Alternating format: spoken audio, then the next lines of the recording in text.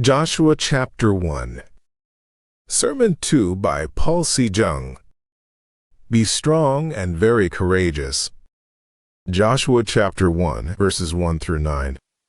After the death of Moses the servant of the Lord, it came to pass that the Lord spoke to Joshua the son of Nun, Moses' assistant, saying, Moses, my servant, is dead. Now therefore, arise, go over this Jordan, you and all this people, to the land which I am giving to them, the children of Israel. Every place that the sole of your foot will tread upon I have given you, as I said to Moses, from the wilderness, and this Lebanon as far as the great river, the river Euphrates, all the land of the Hittites, and to the great sea, toward the going down of the sun, shall be your territory. No man shall be able to stand before you all the days of your life. As I was with Moses, so I will be with you. I will not leave you nor forsake you. Be strong and of good courage, for to this people you shall divide as an inheritance the land which I swore to their fathers to give them.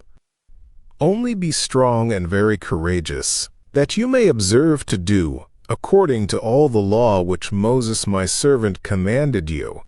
Do not turn from it to the right hand or to the left, that you may prosper wherever you go.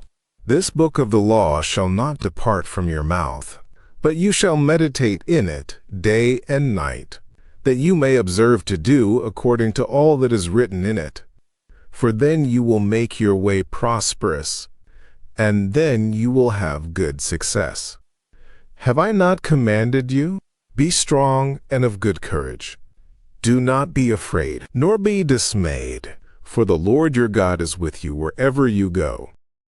God told Joshua to occupy the land of Canaan, and said that to do so he must be strong in heart and courageous, and that he would be with him and protect him.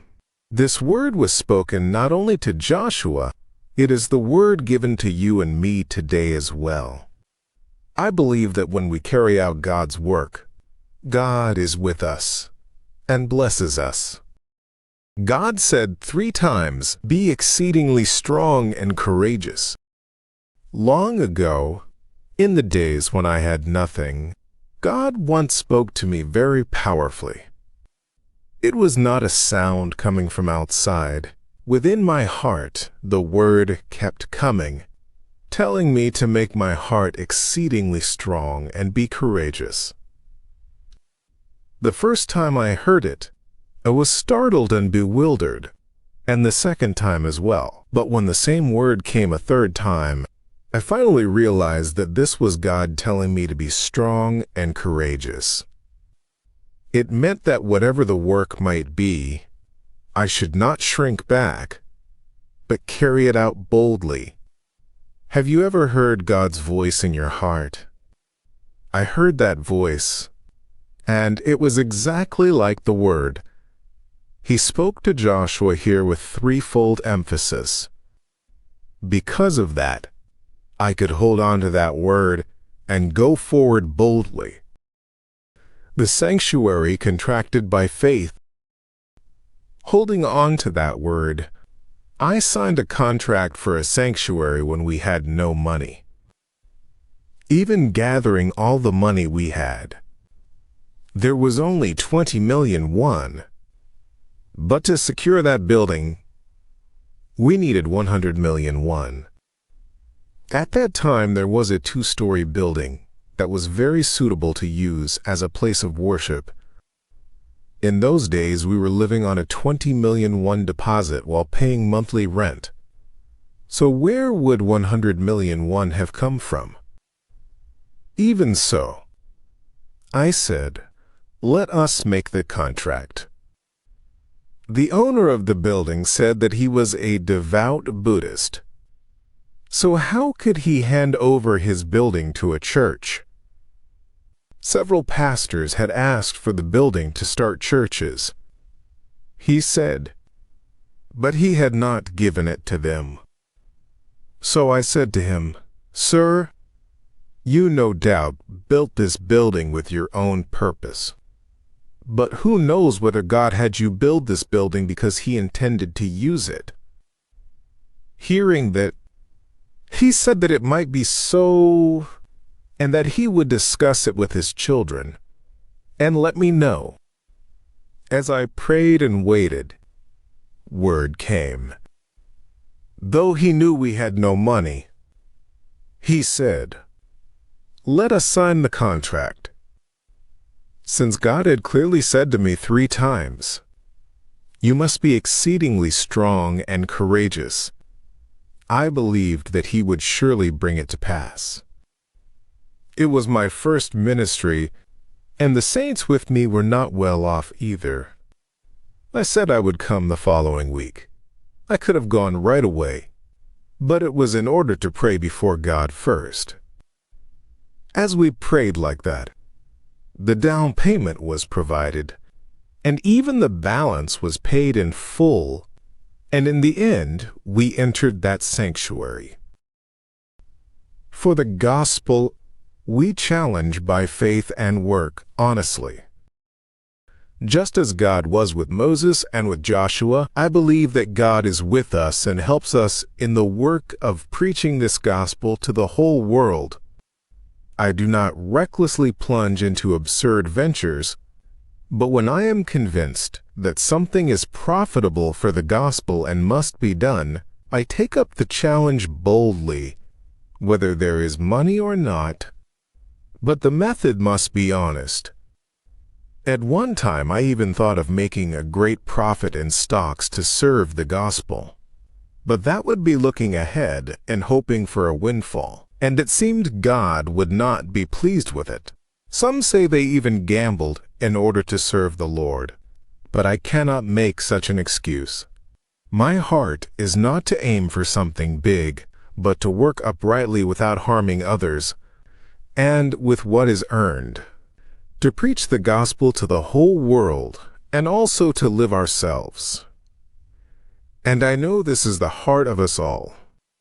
I believe that when we seek to do so, God helps us, and I act accordingly. Over the years, I have taken on many kinds of work by faith and experienced God's help. We succeeded in making difficult products, and there was also the grace of materials that had been left unused fitting a new product exactly and being used again. When I work, I keep the accounts clear. Even when we have made a good product, we do not simply give it away. We set the price lower than the market and leave a fair profit.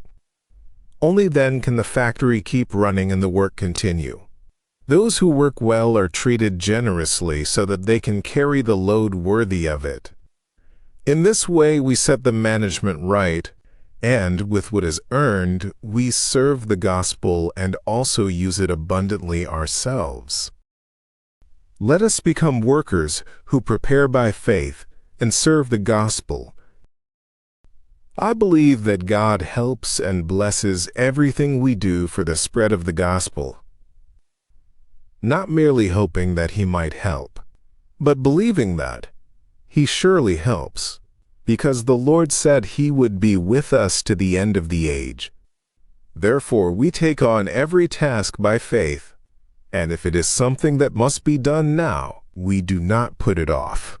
We must prepare various works so that income comes in from here and there, and what we make must lead directly to sales so that resources keep circulating.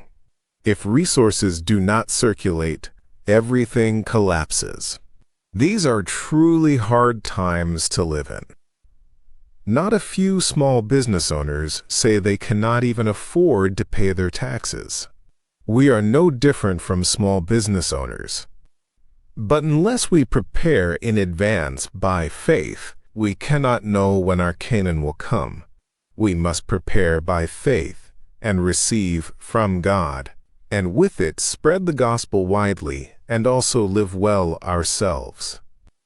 The rougher the times, the more we must carry out everything by faith, living lives that give off the fragrance of the gospel. Only be strong and very courageous. This word was not spoken to me alone. I know that to you and me, all of us who have received the remission of sins, he has said, "Be strong and very courageous. Do not be afraid, nor be dismayed, for the Lord your God is with you wherever you go." Since he said he would be with us to the end of the age, it will surely come to pass. We are the Lord's people and the Lord's workers. We are not committing sin, nor are we plotting anything evil. What is there to fear? Therefore, we must remember, believe, and hold fast to the Lord's word that tells us to be strong in heart and courageous. When we live by that faith, carry out everything by that faith, and go forward for the Lord's gospel by that faith, God is with us, works himself, and blesses us. I hope you will know and believe that the word God spoke to Joshua is the very word he speaks to us today. I give thanks to God who has led us to carry out this work.